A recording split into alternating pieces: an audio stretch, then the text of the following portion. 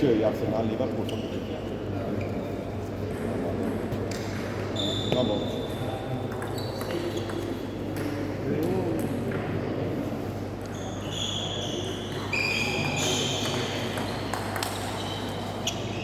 Ce pot să prind cu serul ăsta?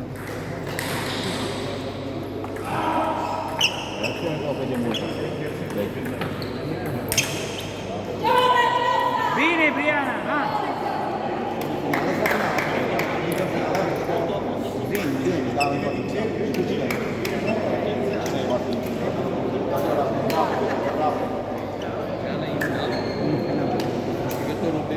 Din câștigătorul. Hai, bravo! Bravo! Hai un meci! Hai că cu ce uzu!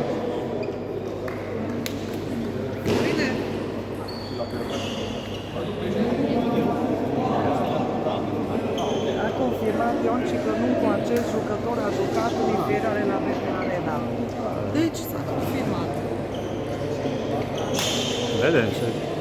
Deși ăștia nu dau pe fața lui că oare ăsta, Bobistul, a vorbit cu sau Bobistul nici nu știa. Unul din Sebeș, unul din Oradea.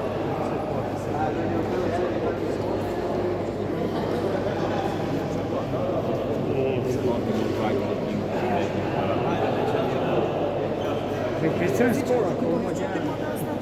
Vechișor până în 2020 minimum anunțat. Nu la 6 minge, prima minge poți să cât vrei, așa ceva. Au și nivel. Deci, nu se poate să greșească. Și probabil că s-a acasă. dar nu, aici este întrebarea aici, că am la tine, cred că nici nu a fost acolo acolo.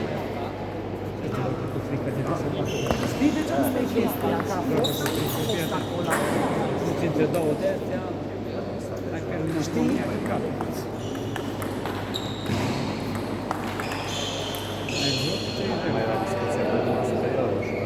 Nu, ăsta și în inferioare. Deci ăsta a jucat în meciuri. la ultima 2-1, și acum are 4-0-2-0. Sau pe cum o chemă? În 9-16 s-a oprit. 9-16. Deja încep să dea nume și medalii și să fac poze, nu?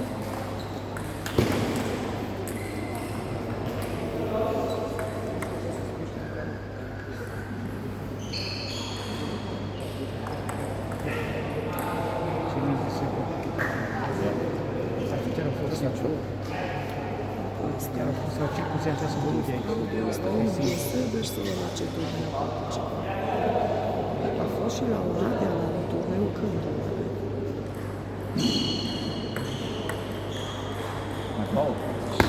Atunci când i-am dus pe Mercura, proba Mercura. Stare 7 turnee. Deci aici, uită-te, 0 victorii în inferioare, 0 victorii superioare, o victorie în inferioare, 0 victorii în inferioare, o victorie în inferioare. Și aici, merge până 9-16, la un A+.